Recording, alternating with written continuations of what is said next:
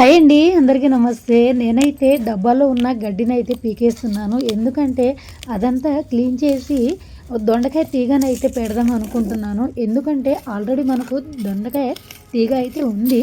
కాకపోతే ఇంతకుముందు అక్కడి నుంచే తీసుకొచ్చి నేను టెర్రస్ గార్డెన్లో అయితే పెట్టాను. అయితే పక్కన ఇంకో చిన్న కొమ్మ వస్తుంది. సర్లే అక్కడ ఎందుకులే అనేసి నేను తీసుకొచ్చి ఇంకో వేరే డబ్బాలో అయితే పెడుతున్నాను. ఇప్పుడు ఇదంతా క్లీన్ చేసి అందులో పెడదాం అనేసి ఇదేనండి చిన్న మొక్క అక్కడైతే ఉంది, తీసుకొచ్చాను. డబ్బానైతే క్లీన్ చేశాను. మొత్తం గడ్డి ఉంది, గడ్డి మొత్తం పీకేసాను.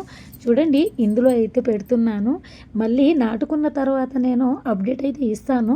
నా ఛానల్ మీద 2 కళ్ళేసి ఉంచండి ఫ్రెండ్స్, ఓకేనా? నాకు మొక్కలంటే చాలా ఇష్టం అండి. ప్రతి ఒక్క మొక్కనైతే పెంచాలనే ఉంటుంది నాకు.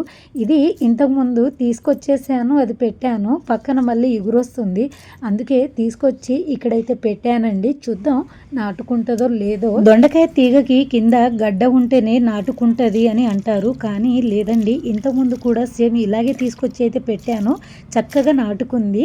చూద్దాం. నేనైతే మళ్ళీ అప్డేట్. ఈ వీడియో నచ్చితే లైక్ చేయండి, షేర్ చేయండి, సబ్స్క్రైబ్ చేసుకోండి ఫ్రెండ్స్.